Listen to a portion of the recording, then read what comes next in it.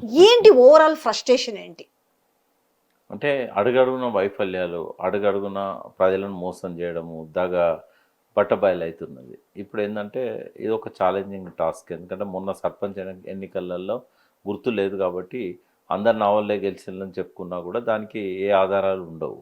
కానీ ఇక్కడ ఏంటంటే గుర్తు మీద ఎన్నికలు జరుగుతున్నాయి. ఎంపీటీసీలు కానీ జెడ్పీటీ ఇప్పుడు వాటిలాగానే మున్సిపల్ ఎన్నికల్లో కూడా అది వార్డ్ మెంబర్స్ కావచ్చు, లేదా డివిజన్స్ కావచ్చు, కౌన్సిలర్ వార్డ్స్ కావచ్చు, ఏవైనా కూడా.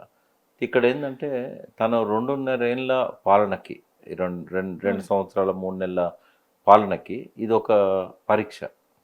ఇక్కడ ఏంటంటే ఆయన ఈ ఎన్నికల షెడ్యూల్ నోటిఫికేషన్ విడుదలైన కాడ నుంచి కూడా బాదరగా ఎన్నికలు జరపాలి, ప్రతిపక్షానికి సమయం ఇవ్వకూడదు, ఒక్క నిమిషం కూడా ప్రతిపక్షాన్ని దీని మీద ఫోకస్ చేయకుండా వాళ్ళని ఎంగేజ్ చేయాలి. ఏసీబీ కేసులలో కావచ్చు, లేకుంటే ఈ సిట్ చేసినాక కూడా విచారణ ఎందుకు ఫ్రస్ట్రేషన్? ఒక స్టేజ్ అయిపోయింది. ఏంటంటే కేసీఆర్ విచారణ దాకా దాన్ని నడిపిండు. What next? కేసీఆర్ విచారణ అయిపోయింది. ఇప్పుడు సరైన సమయం పోలింగ్కి పోవడానికి ఇంకో 4 రోజులు టైం ఉంది.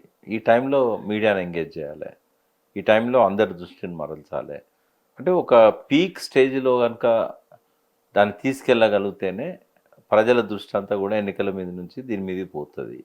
అక్కడేదో లాస్ట్ మినిట్లో పోయి నేను డబ్బులు ఇచ్చేయించుకోవచ్చు, చర్చనీయాంశం కాకూడదు. అంటే ఇది ఆయనకు జీవన్మరణ సమస్య అయింది. ఎందుకంటే ఈ ఎన్నికల్లో కనుక ఆయన పర్ఫార్మెన్స్ చూపెట్టకపోతే, కాంగ్రెస్ పార్టీని ఎక్కువ స్థానాల్లో గెలిపించకపోతే, తన వెంట ఉన్న వాళ్ళందరూ కూడా పునరాలోచనలో పడతారు.